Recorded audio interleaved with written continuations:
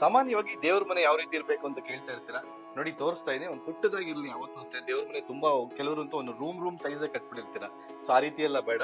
Simple ಆಗಿ ನಿಮ್ ಇಷ್ಟವಾದ ಒಂದು ಮನೆ ದೇವರು, ಒಂದು ಬೆರಳು ಗಾತ್ರ ಇರುವಂತ ಒಂದು ಮೂರ್ತಿಗಳು, ತುಂಬಾ ದೊಡ್ಡ ದೊಡ್ಡ ವಿಗ್ರಹಗಳೆಲ್ಲ ಇಟ್ಕೊಳ್ಳೋಕೆ ಹೋಗ್ಬಾರ್ದು. ಒಂದು ಬೆರಳು ಗಾತ್ರ ಇರುವಂತ ಈ ವಿಗ್ರಹಗಳನ್ನ ಇಟ್ಕೊಬೇಕಾಗತ್ತೆ. ಮತ್ತೆ ಇಷ್ಟವಾದ ಒಂದೇ ಒಂದು ಫೋಟೋ ಅಥವಾ ಒಂದು ಮನೆ ದೇವ್ರನ್ನ ಇಟ್ಕೊಂಡು, ಅದರಲ್ಲೂ ಕೂಡ ಇದು ಪೂರ್ವದ ದಿಕ್ಕಲ್ಲಿ ಬರ್ತದೆ. ಸೂರ್ಯನ ನೋಡ್ಕೊಂಡು ಪೂಜೆ ಮಾಡೋದ್ರಿಂದ ಆ ಭಗವಂತನ ಪೂರ್ತಿ ಅನುಗ್ರಹವನ್ನು ನಾವು ಪಡ್ಕೊಬಹುದು ಸ್ನೇಹಿತರೆ. ಸೊ ಹಾಗಾಗಿ ತುಂಬಾ ಮೂರ್ತಿಗಳು ಬೇಡ, ತುಂಬಾ ಫೋಟೋಗಳು ಬೇಡ, ತುಂಬಾ ಸಿಂಪಲ್ ಆಗಿ ಒಂದು ಫೋಟೋಗೆ ಅದನ್ನ ಸೀಮಿತವಾಗಿ ಇಟ್ಕೊಳ್ಳಿ. ಮತ್ತೆ ನೋಡಿ, ಒಂದೇ ಒಂದು ಸ್ಟೆಪ್ ಇದೆ. ಒಂದು ಸ್ಟೆಪ್ ಯಾವತ್ತೂ ಅಷ್ಟೇ ಲಾಭವನ್ನ ಕೊಡುತ್ತೆ. ಸೊ ಹಾಗಾಗಿ ತುಂಬಾ ಜನ ಏನ್ ಮಾಡಿರ್ತಾರೆ, 1, 2, 3, 4 ಸ್ಟೆಪ್ಸ್ ಎಲ್ಲ ಮಾಡ್ಬಿಟ್ಟಿರ್ತಾರೆ.